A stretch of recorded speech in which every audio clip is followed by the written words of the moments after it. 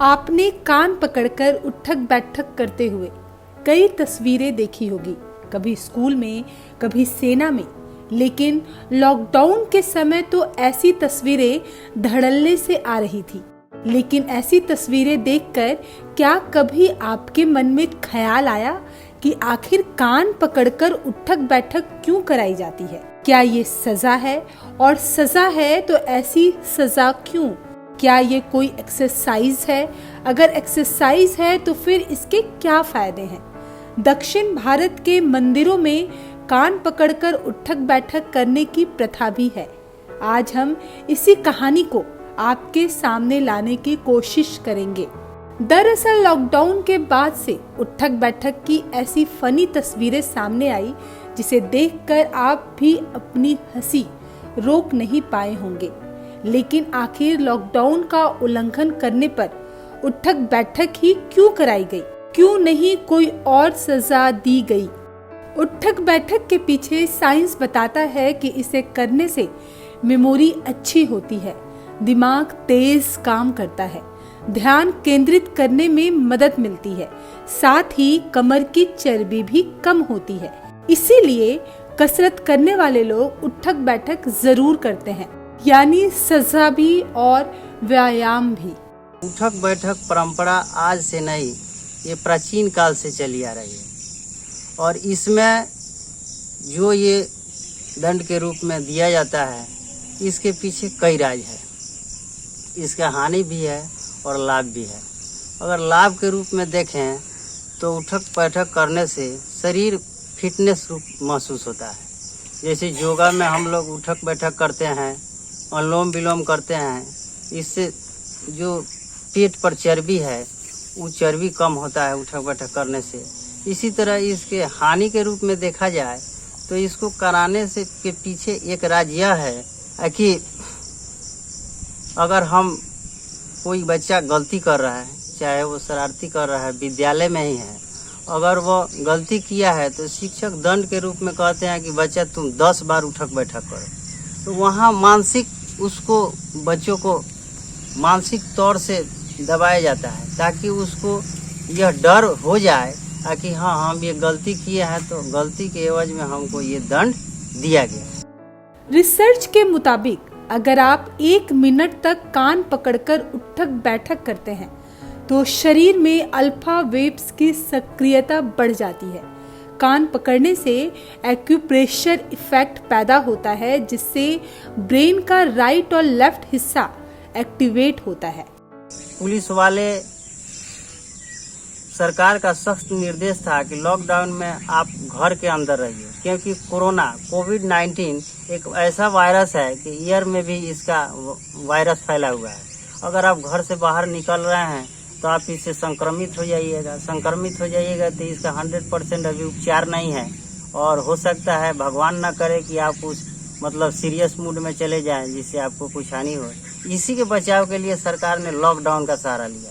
इस लॉकडाउन के सहारे के पश्चात भी कुछ ऐसे भी मन चले और समाज के कुछ ऐसे भी शरारती तत्व है जो इसका नियम को कुछ नहीं समझ रहे थे और वे घर से बाहर निकल जा रहे थे। इसी को रोकने के लिए हमारे पुलिस प्रशासन एवं अबला तंत्र ने इसको लॉकडाउन में उसको पकड़ करके उठक बैठक का सहारा लिया ताकि इसे भी ये भय इनमें जाए कि ये नियम का उल्लंघन न कर पाए। उठक बैठक का भारतीय इतिहास से पुराना नाता रहा है।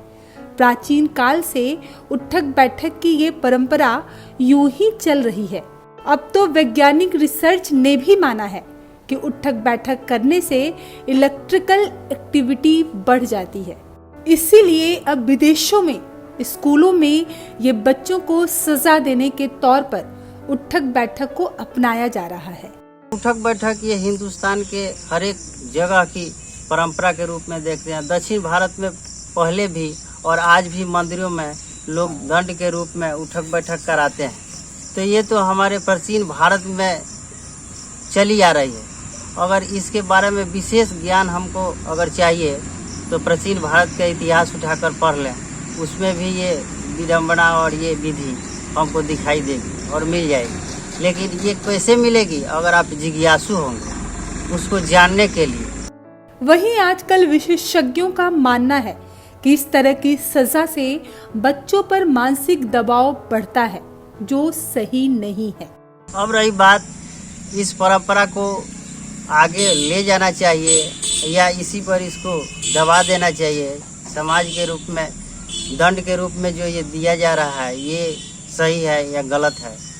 आज के नई शिक्षा नियमावली में सरकार भी बच्चों पर कोई तनाव रहने देना नहीं चाहती है, जिसके कारण बच्चों को सरकार ने ये शिक्षकों को दंड देने के रूप में, अगर पहले शिक्षक छड़ी से मारते थे उसको भी शिक्षा से हटा दिया गया। अगर आप छड़ी से बच्चों को मारते हैं तो मानसिक तनाव पड़ता है।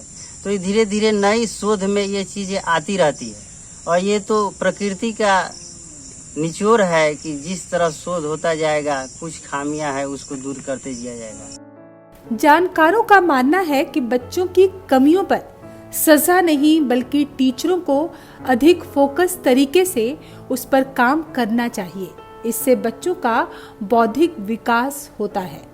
बच्चों को दंड देते हैं, ठीक है, दंड देते हैं तो उसको नियमित तौर से उसको सिलसिलेवार ढंग से वो क्या पढ़ रहा है क्या कर रहा है उस पर भी फोकस शिक्षक को देना चाहिए।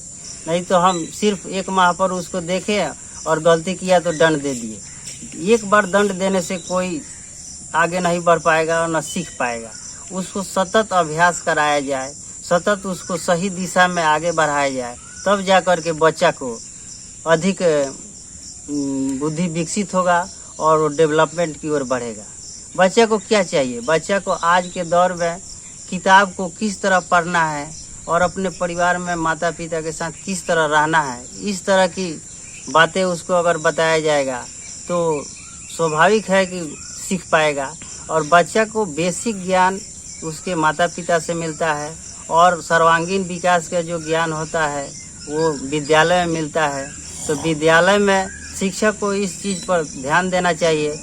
अमेरिका के स्कूलों में कान पकड़कर उठक बैठक कराने के लिए बच्चों के बीच में कार्यशाला कराई जा रही है, जिसे सुपर ब्रेन योग का नाम दिया गया है। यानी इतना तो तय है कि भारत में सदियों से चली आ रही उठक बैठक की परंपरा कोई दकियानूसी ख्याल नहीं बल्कि एक साइंटिफिक एक्टिविटी थी, जिसे बेशक आज भारत में पुरातन कहा जा रहा हो, लेकिन पश्चिमी समाज इसे सुपर ब्रेन योग का नाम देकर अपना रहा है।